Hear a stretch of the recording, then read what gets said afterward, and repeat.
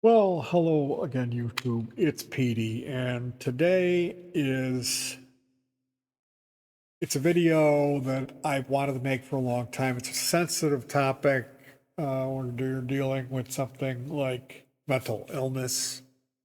It's not like I want to come on here and just be like, "Hey, let's make fun of these people. They're mentally ill."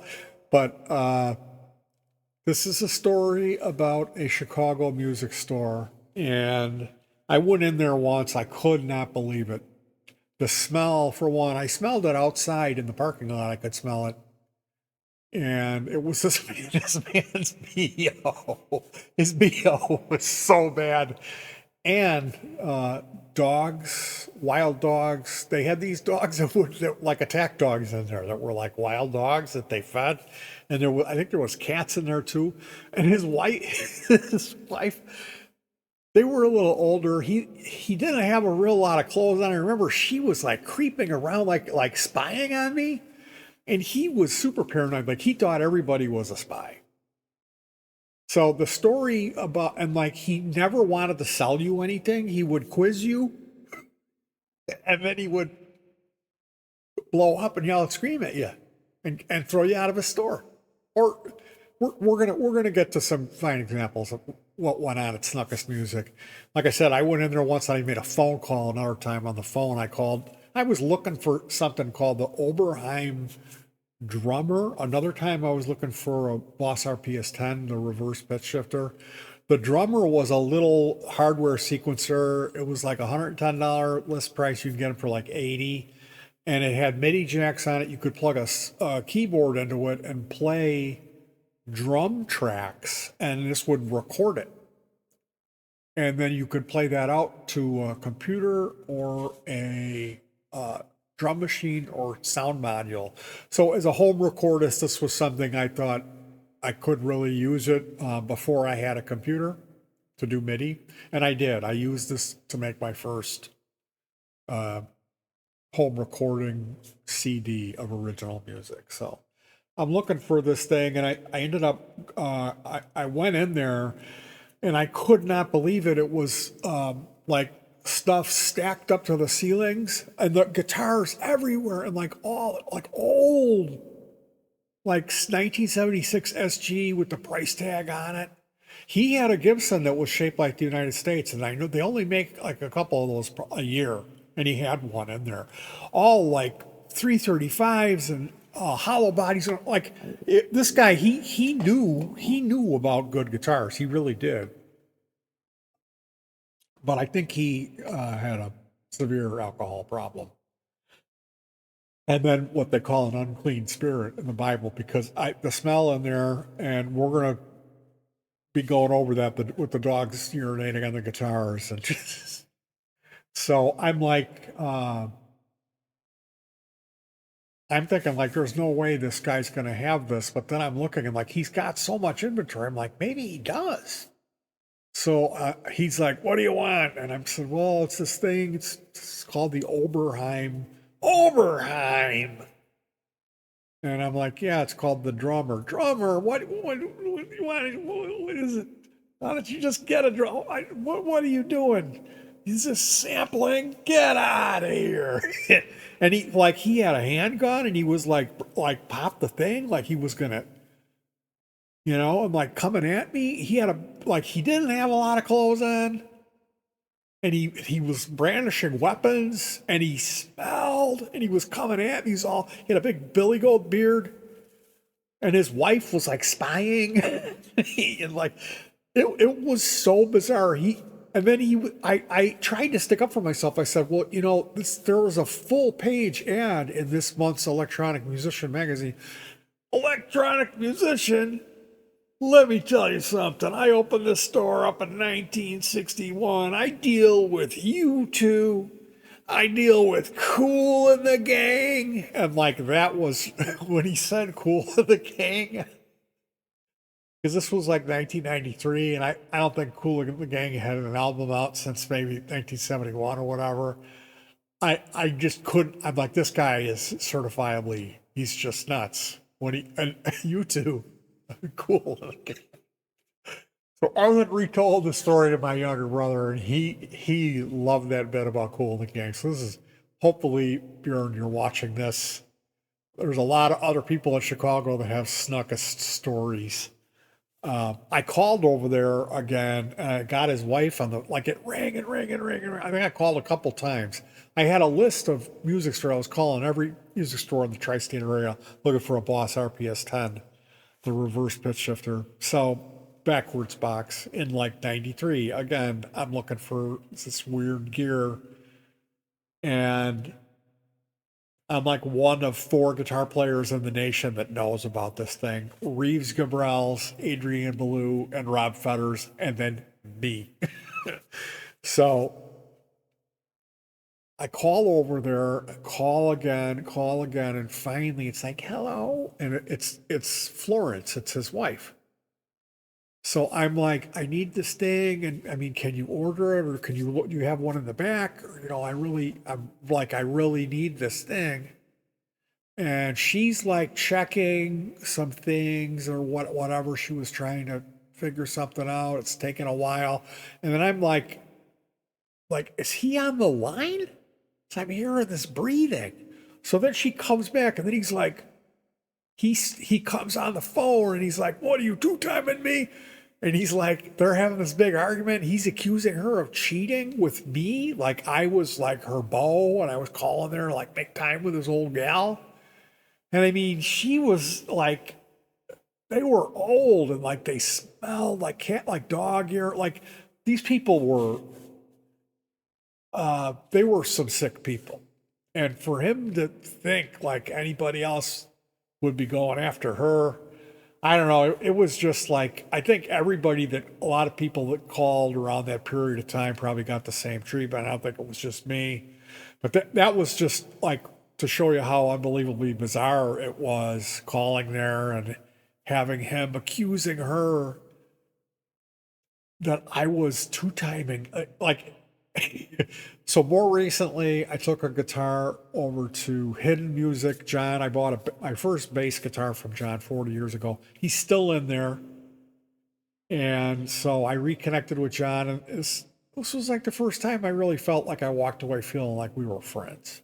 We really hit it off. I was in there for a while, and I was leaving. We were like wrapping it up, and then he was like, "Oh, you remember Snukst?" Because I was in there. We were talking shop for a while, and he's like, "You remember Snukst?" And I was like, "Oh, well, I got a story about Snukst." He's like, "Everybody has a Snukst story." So I told him, you too cool the gang, and he said that when Riverhead, he was at the NAMM show or trade show, look, and these Riverhead guys were like, yeah, with some brochure, and he was going to go for it, but he needed to like physically see a guitar before he was like, yeah, I'm going to take you on as a distributorship. So they sent him, they said they've got him at Snukst. So he had to go in there. And Snukst thinks everybody's a spy. That's his whole thing. He quizzes you because he thinks you're a spy. So he had to go in there, and John said he was trying to play it off like he was cool. And then the guy recognized him. He was like, wait a minute. And I think he said that he grabbed a gun and chased him out of there at gunpoint. And John was like, he didn't get to play the guitar. He was like trying to look at it, like running, like looking. Should I take on this distributorship? He told me his buddy went in there that because there was some old Fender amp, like a gem of an amp in there, super rare, worth a lot of money. So the guy goes in there, and Snukst is like, what do you want? And he's like, oh, I'm looking for an amp. He's like, oh, there's amps over here, there's amps over here. All these other, and he's like, well, what about this one? And he was like, oh, that's a really good amp. And the guy's like, oh, is it? Could I try it? And he's like, sure. So he gave him a guitar, and plugs it in. He said the guy started playing it. Snukst grabbed the cord, the power cord, and ripped it out of the wall and said, that's a jazz amp. You don't play it like that. You don't play it like that. So anyway, that was what John told me. And I had those two experiences. And so then today I remembered that John had brought that up to me, and I'm like, I gotta make a video. And again, if you're coming to this video, if you're related to that family or anything, I understand there was mental illness and alcoholism, and that's a disease, and it's nothing to be made fun of. But at the same time, he really was a character, and these stories are just like this stuff. They don't make people like this anymore. Okay, these stories are worth being archived. So I'm gonna hop over. I had Googled and prepared some links. I'm just gonna read this stuff to you. This is off of TDPRI. Great music stores of the past thread. Any Chicagoans remember Snukst Music? Smelled of dog urine. Yeah, the gun-toting owner who accused you of being a spy for Guitar Center if you played too well or lingered too long. You had about 1,000 guitars on display. Squire Strats, those are cheap $100 Chinese guitars. Squire Strats bumping elbows with ES335. That was my dad's hollow body Gibson. Not an exaggeration. Those are like worth $8,000 at a minimum now. We had one in my crawl space, and my brother gave it away. That place was scary as hell, and yes, it was scary. Snukst Music was scary. Uh, bu- bu- bu- bu- bu- bu- bu- Snukst was in Cicero? No, it wasn't in Cicero. Was it? It was on the south side. Snukst Music was at 66 and Pulaski. I knew the old man pretty well and bought a few guitars from him. One of those guitars was the very first ever G&L guitar made.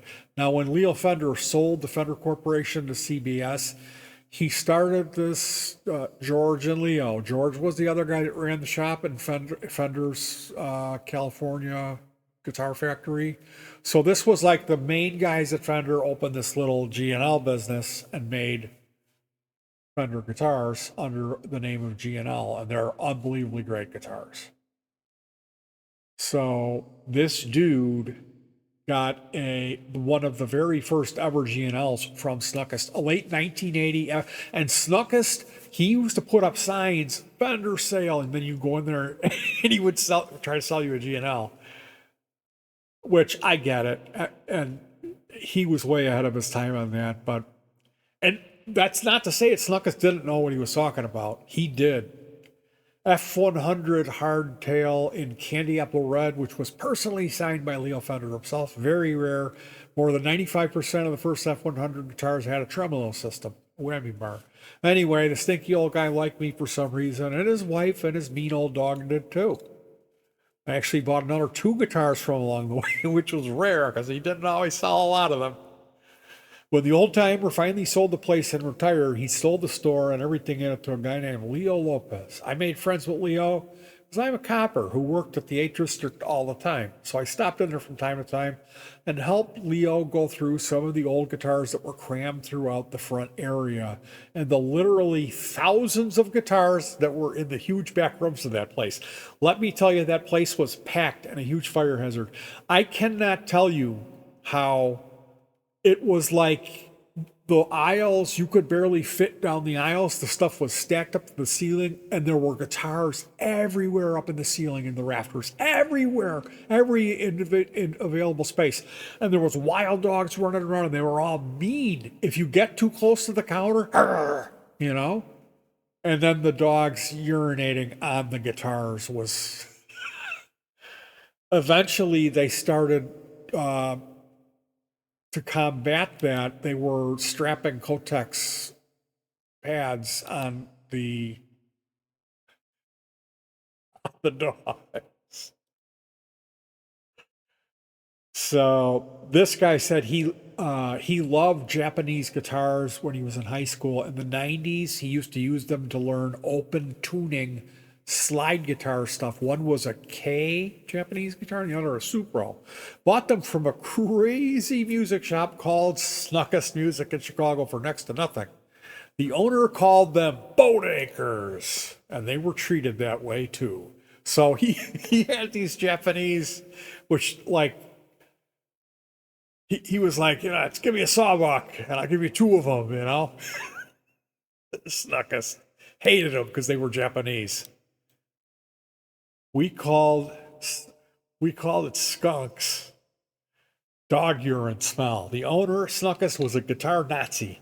He thought we were wasting his time and he grilled us with ridiculous questions about music, basically telling us we weren't good enough musicians to buy his junk. His stories about his real musician customers, you two, cool in the gang, and why you would want to buy that amp or guitar rant. Cool inventory that eccentric kook had, though. RIP, sorry, but the story is true. And I know his brother Doug had a wedding videography service, and Joe Snuckest, him and his wife, I think they had a wedding band. Like he taught music. He had these kids that were his students, and he put them together as a band and had them go out to these weddings as the entertainment. So he had the hookup.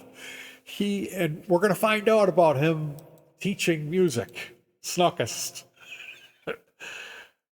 So here we go.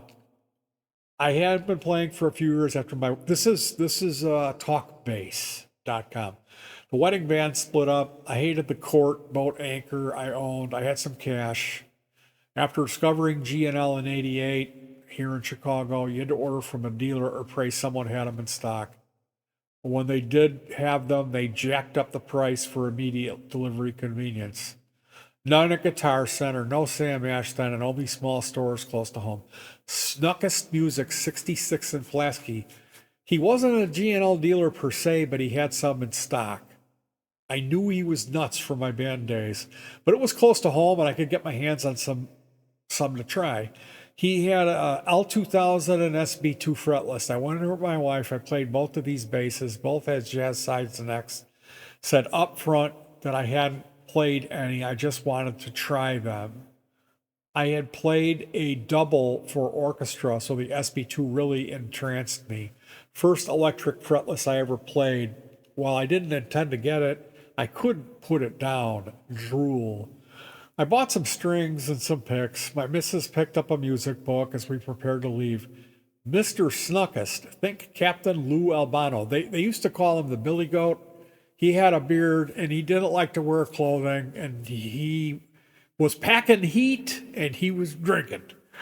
He asked me if I wanted either bass. I really liked them, but the price was $200 over MSRP. He became quite animated and offered to drop the price $50. I asked if he could order an L2000 through him at the MSRP, and his wife started becoming visibly agitated. He argued, "Why wait? There's one right here." I said, "No, thank you," and looked at my wife, who's giving me the "let's get out of Dodge" look. It was late afternoon on a Saturday, but they were open till 7 as they were ringing us up. He gave his missus a look, and she started turning off all the displays, lights, and setting the alarm system. They walked out right after us. Yes, it was odd. And they started their car before we did and waved at us first to leave the lot. 2 blocks later, my missus says, "They're behind us." Sure enough, a puke green Dodge Diplomat is following us, the Snukst-mobile. It was only a mile from home, and I didn't want them knowing where we lived, so I started driving in a maze of one-way streets to see if they followed, and they did, and they weren't even covert about it.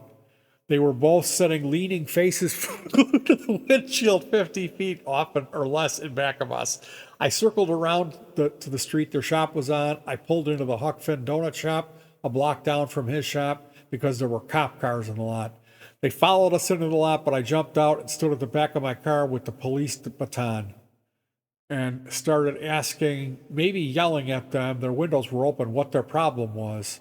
And they went white as sheets, rolled up the windows, and sped out of there as fast as they could. Unbeknownst to me, the cops were walking out. The cops asked where I'd got the old school billy club after asking to see it and asking what's up. After hearing our story, they said in unison, "Yeah, Snukst is nuts." They returned my club and suggested we spread the word about Snukst. I never went in there again. And I can't this day possibly imagine what they were thinking. or possibly that we were shills for another store.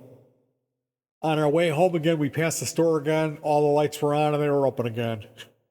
My 25-year-old GNL Aussie continues in my recent and new base day post.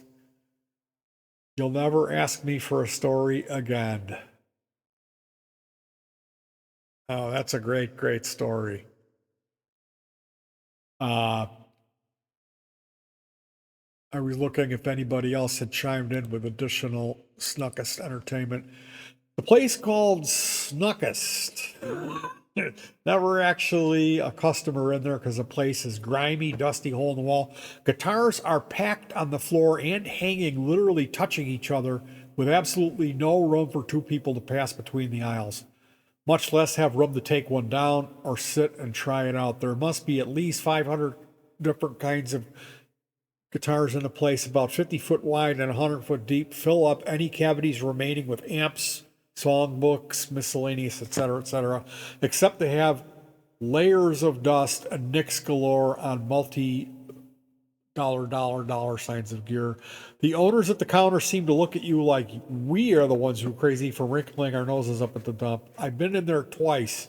Once someone told me about the joint, and another because I had to show a friend. Price tags on the instruments are retail prices.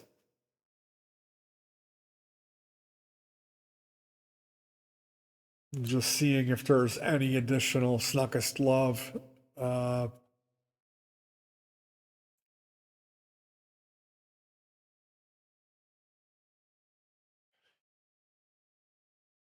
And then there was Snuckest music, where you had to be an Ethiopian to fit down the aisles and discover their dusty treasures. The place smelled like a fat bastard from Austin Powers' Taint. You must be talking about Snuckest on South Pulaski. I went in there once and only once. Really weird and creepy joint. The owner, presumably Snuckest himself, yeah, that was Joseph, wearing a sidearm. Yep, jammed with guitars, and it smelled like a zoo in there. Best of all, there were a couple of dogs walking around the store. Wait for it. Kotexes strapped onto their rear end. I'm not kidding. So these dogs used to urinate on the guitars, and to solve that, they would strap Kotexes onto the dog's rear end.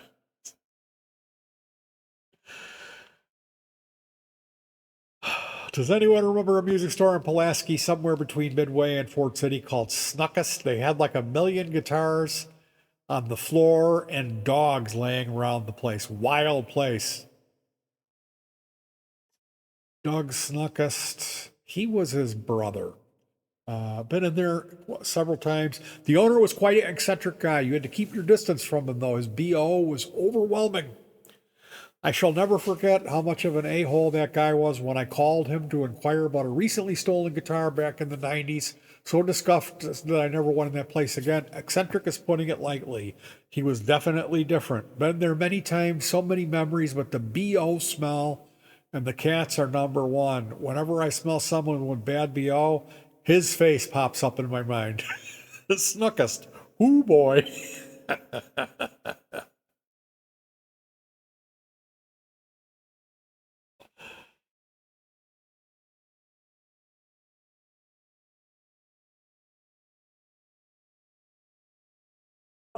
Okay, musicians, how many of you have Snuckest music stories? My husband and I used to go there in the late 80s and 90s and bought a few Gibson SGs there. Always had to air out the cases because they smelled like the store for a few months. My buddy bought some drums and did 3 or 4 drums lessons there. In the process, my buddy talked to me into doing some guitar lessons. I lasted about 6 weeks. Snuckest forced me to learn songs from his Captain and Tennille songbook he made me buy. You two, cool of the gang, Captain and Tennille. He always smelled bad. Always seemed to be drinking Jack Daniels during my lesson. I stopped after the lesson. He was trying to teach me how to keep better time by stomping on my foot when I got off track while drinking Jack Daniels and packing heat. He was getting way too aggravated at a 15-year-old not keeping good time. I ended up at Rossi with Kurt Bonomo the rest of my high school years, and I loved it. That place was a trip. I wonder what happened to that inventory. There's quite a few good music stores in that area. Yeah, Two Brothers, Carnivals, And Players Music is the one that has a really good reputation. But my last time I was in there, didn't seem like they were. I don't know. I don't want to ever talk bad about anybody. I'm sure they're going to give you a great deal. And what's more importantly is that they're going to do a good job. They're going to do a proper job with your setup. So yeah, Players Music. But really, my guy is Hidden John at Hidden Music is the guy that I go to because he charged me 30 with the strings, and they were D'Addario's. And he did a full setup, including cutting the nut slot. One of the Snukst Gibson Les Paul SG customers, minus the stick, we affectionately call it the wedding guitar because we got it in '93 when we got hitched. You couldn't find any other guitar shops with these beautiful babies on their floor. It would have been nice if the Billy Goat took a shower once in a while. My God, he also had a bunch of random dogs running around the shop at the time. They'd piss and poop all over the floor. I even witnessed a dog pissing on a guitar. And speaking of the dog, sometimes you see things that you could never unsee. One of those dogs had elephantitis of the gonad sac. I swear to God, this dog's balls were dragging around the ground the size of a grapefruit on a dog. I'm not making this up. The place was a real treat. Yes, you never knew what you were going to see or hear every time you went in there. This is true. I saw a dog piss on a guitar also. Wait, did they have a goat? The owner. We call him a Billy Goat. It was the beard that he had. The smell. I went in one day and asked if they had Zicko's drums, and he actually said, Zirkus, Zakos, why do you drummers play crap drums? Yes, I got my first guitar there, an SG copy. I used to go in there nearly every day. So many amps and guitars I'd look at.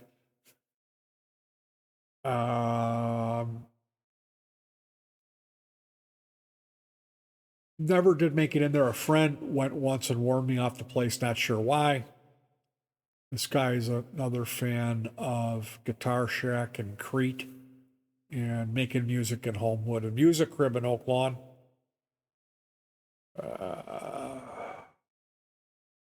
I've always avoided Snukst based on many recommendations to stay away. Now I'd wish I'd gone in there. I heard so many ridiculous stories. I feel like I know the place. I used to stop in for strings and tube accessories, and I always thought he was high priced. I went in there once and the guy was really rude. I never went back. I don't need attitude when you're trying to give someone your money. It's my go-to store for drumsticks and percussion gear. I can still see the gear hanging from the ceilings. He had some great kits. I remember Ludwig Vista lights in Tequila Sunrise. That was John Bonham's drum kit. I remember he had a Gibson in the shape of the United States of America, complete with stars and stripes.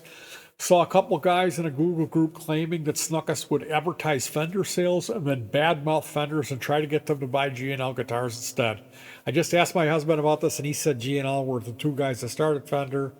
They sold that company and started their own company. At the time, G&L were closer to actual Fenders than the crappy ones being made overseas. So Joe was trying to do them a favor. I think G was George Fender and L was Leo Fender. Well, it was Leo Fender and George wasn't Fender. He was the guy that ran the shop. Yes, the stench was overwhelming. We bought a beautiful green SG and a Les Paul SG Custom in TV yellow. Oh, I would love to have that. Gary loved that guitar so much he bought another one just like it. We really did have to air out the cases to get rid of the terrible BO smell. So many guitars. We used to say, let's go over and check out the man who smells to see what he had. He had so much stuff hanging from the ceiling. You'd ask him to get anything good down to look at. It was like a used car lot with 500 cars crammed in a 20-foot by 20-foot lot. I worked at a distributor, and we had cans of Glade on the desk for when Snukst would come to pick up his order. Dude had everything crammed in together. Great memories being a kid. I bought a few classic pedals there. My brother always thought I'd end up ground up into some kind of sausage when I would go in there. 83 to 88, dude smelled all the time, and according to him, everything that wasn't Fender was made by Hondo. Boat acres. Oh my. They had dogs that ran around the store, and if you got too close to the counter, they would growl.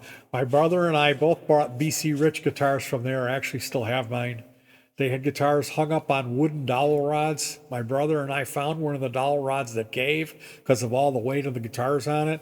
At the bottom of the pile of guitars was Gibson in the shape of America. I think Gibson makes a handful of those each year and they're highly collectible. Here it was laying on the floor, a pile of urine soaked guitars. Oh,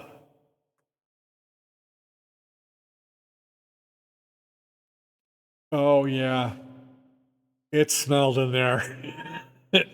I would go in there and buy chord books, and my wife and I called it Stinky's music. Yeah, he that was his nickname was Stinky. Unbelievable amount of inventory, but they stunk.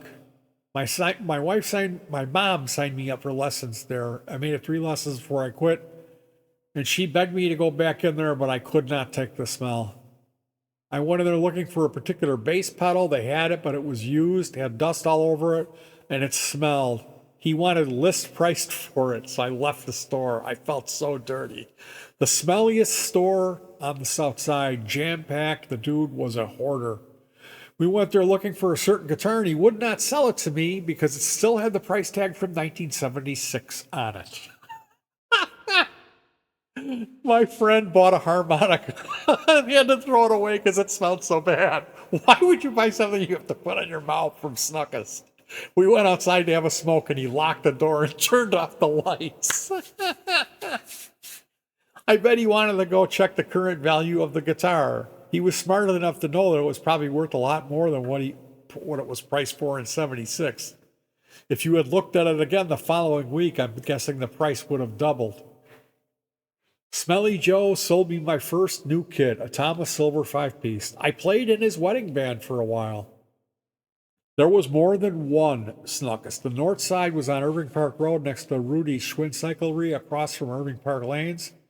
I worked with Doug Snukst, that was his brother, as a kid doing wedding videos.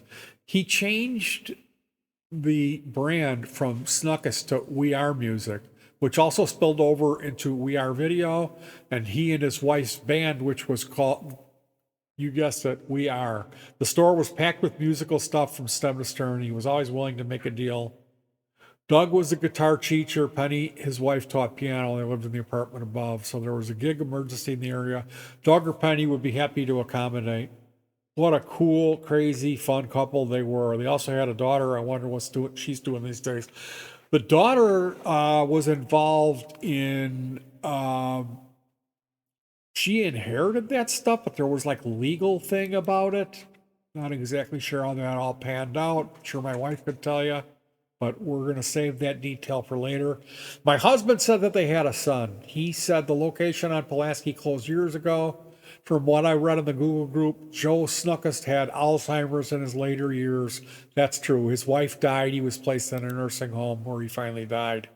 He was pretty old back in the 90s. Who needed to go to Guitar Center a few blocks away when you could look at thousands of guitars if you could hold your breath that long?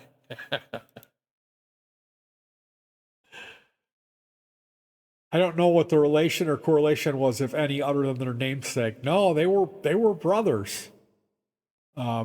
Joe and Doug, I believe. Yeah, Joe and Doug were brothers. They were complete opposites of each other. Doug and Penny's original store was Irving and Long. So um, I drove by the shop one time and it was before they were open. I'm almost certain that I saw dogs on the flat roof outside the upstairs apartment. Dog shit and BO. The guitars are stacked like posters against the walls and the pissing dogs. Joe Snukst Music. P.U. He pointed a gun at a kid once. The police came and found a weapons stash in his attic.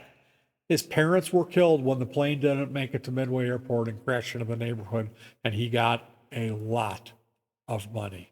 All I know is whatever instrument you played, he had played longer and better than anyone, and he had 7,200 guitars in the store.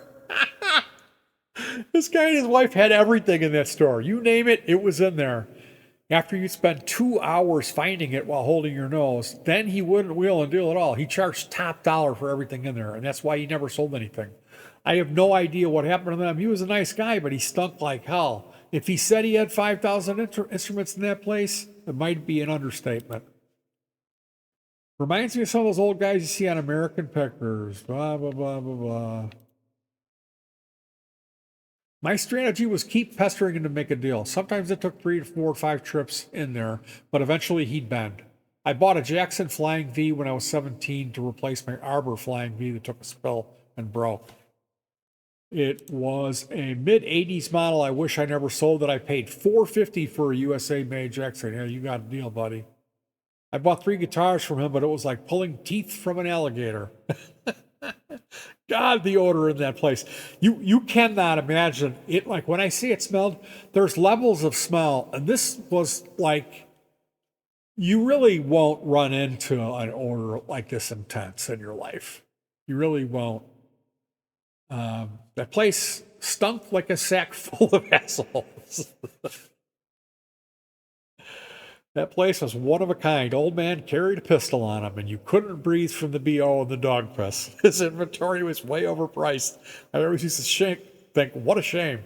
Their flea-bitten dog bit me in the ass. I remember that place. And this guy says, oh my God, Art Hoff.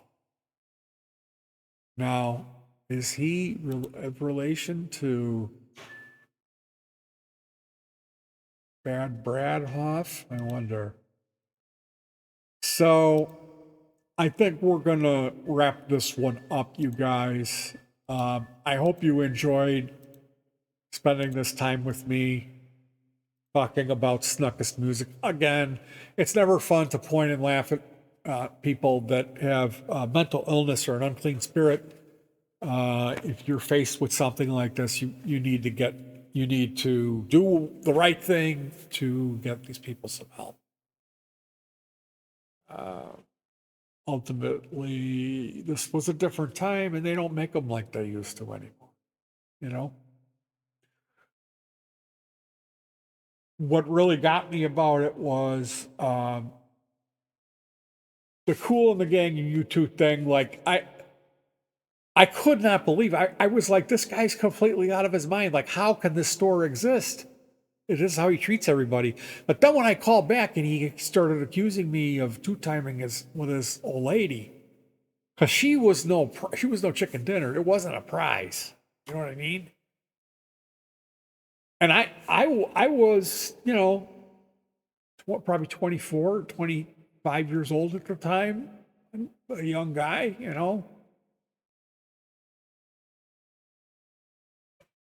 I was trying to buy some gear off of him. The 2 times he chased me out of there with his hand on a sidearm for asking about an Oberheim drummer. Then I wanted a pitch shifter, and he flipped out and accused me of cheating on his wife, cheating with his wife. Anyway, you guys, I think 40 coming up on 40 minutes.